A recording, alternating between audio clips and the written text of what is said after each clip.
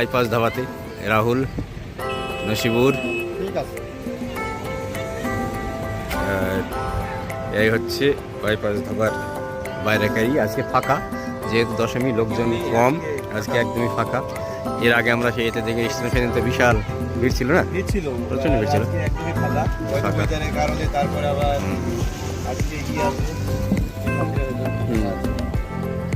ভালো লাগছে। আমি চুল টুল সব গিয়েছে পিছনে বসে থেকে, হেলমেট নেই।